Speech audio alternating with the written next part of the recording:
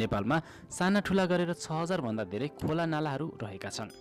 यहाँ धेरै पोखरी र तालहरू पनि रहेका छन्। त्यसैले ब्राजिलपछि नेपाल जलस्रोतमा विश्वको दोस्रो धनी देश हो। नेपालमा धेरै नै खोला नालाहरू र झरनाहरू रहेका छन्। ती मध्येमा पनि नेपालका प्रमुख 3 वटा नदीहरू रहेका छन्। यी 3 नदीहरूमा गण्डकी, कोशी र कर्णाली नदी हुन्। यी 3 नदीहरूका पनि आफ्नै सहायक नदीहरू रहेका छन्। आजको भिडियोमा हामी नेपालका प्रमुख नदीहरू र तिनका सहायक नदीहरूको बारेमा तयार पारिएको भिडियो सामग्री प्रस्तुत गर्दैछौँ। त्यसैले यो भिडियोलाई लाइक गरी सेयर पनि गरिदिनु होला। तपाईको एक लाइक र एक सेयरले हामीलाई थप हौसला प्रदान गर्नेछ। आउनुहोस् सुरु गरौँ। नम्बर 1 कोशी नदी। कोशी नदी जसलाई सप्तकोशी नदी पनि भनिन्छ किनभने यसका 7 वटा सहायक नदीहरू रहेका छन्। कोशी नदी नेपालको सबभन्दा ठुलो नदी पनि हो। यो नदीको लम्बाइ चाहिँ 720 किलोमिटर रहेको छ। कोशी नदीमा पूर्वमा कञ्चनजङ्घा हिमालदेखि पश्चिममा लाङटाङ हिमालसम्मको पानी आउने गर्दछ। प्रत्येक वर्ष भारतको बिहारमा यस नदीले ठुलो क्षति गर्ने हुनाले यस नदीलाई बिहारको दुःख पनि भन्ने गरिन्छ। कोशी नदीका 7 वटा सहायक नदीहरू रहेका छन्। तिनीहरूमा अरुण, तमोर, सुनकोशी, दुधकोशी, इन्द्रावती, तामाकोशी र लिखु रहेका छन्। यी 7 वटा नदीहरूका उद्गम स्थलहरू पनि फरक फरक रहेका छन्। नम्बर 1 अरुण नदी। अरुण नदी कोशी नदीको एक सहायक नदी हो। यो नदीको उत्पत्ति चाहिँ चीनको स्वशासी क्षेत्र तिब्बतबाट हुन्छ। यो नदी नेपालको शङ्खसभा जिल्ला भएर नेपालतर्फ अगाडि बढ्दछ। नम्बर 2 तमोर नदी। तमोर नदी पनि कोशी नदीको एक सहायक नदी हो। यो नदीको उत्पत्ति पनि तिब्बतबाट नै हुन्छ। यो नदी ताप्लेजुङ जिल्लाबाट नेपालमा प्रवेश गर्दछ। नम्बर 3 सुनकोशी नदी।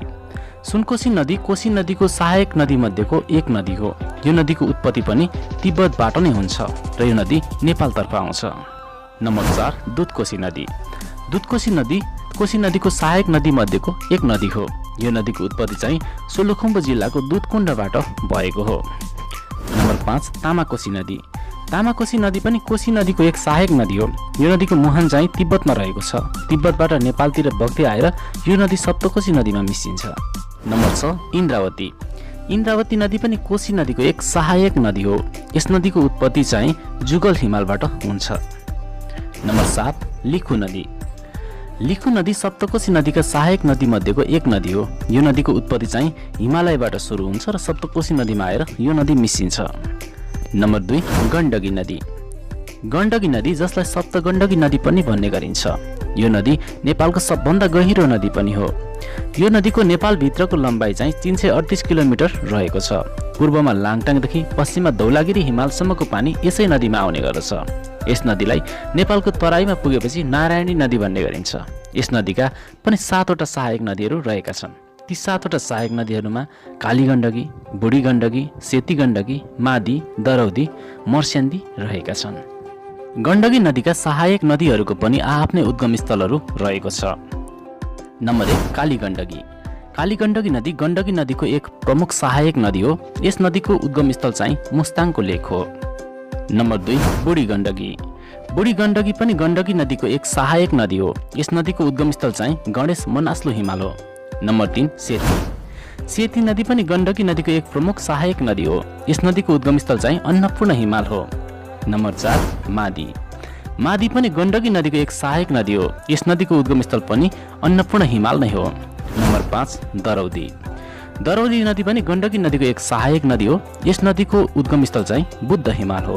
नम्बर 6 त्रिशुली। त्रिशुली नदी पनि गण्डकी नदीको एक सहायक नदी हो। यस नदीको उद्गम स्थल चाहिँ तिब्बत हो।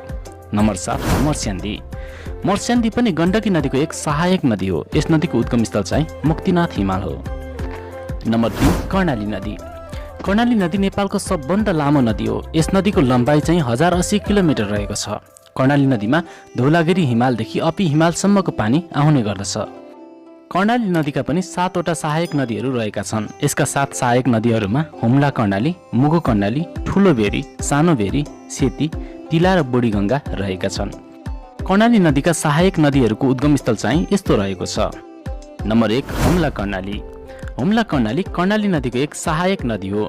यस नदीको उत्पत्ति चाहिँ तिब्बतबाट भएको हो। नम्बर 2 मुगु कर्णाली।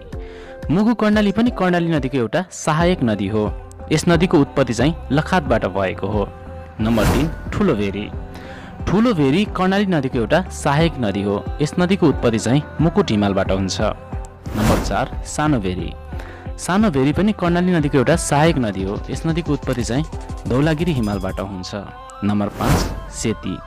सेती नदी पनि कर्णाली नदीको एउटा सहायक नदी हो। यस नदीको उत्पत्ति चाहिँ अपी हिमालबाट हुन्छ। नम्बर 6 तिला। तिला पनि कर्णाली नदीको एउटा सहायक नदी हो। नम्बर 7 बुढीगङ्गा। बुढीगङ्गा कर्णाली नदीको एउटा सहायक नदी हो, जसको उत्पत्ति चाहिँ जसोदुल्ला तालबाट हुन्छ। साथीहो, यी थिए नेपालका प्रमुख नदीहरूका उद्गम स्थलहरू। तपाईहरुलाई आजको भिडियो कस्तो लाग्यो? कृपया तपाईको विचार कमेन्ट गर्न चाहिँ नछुटाउनुहोला। हस्त।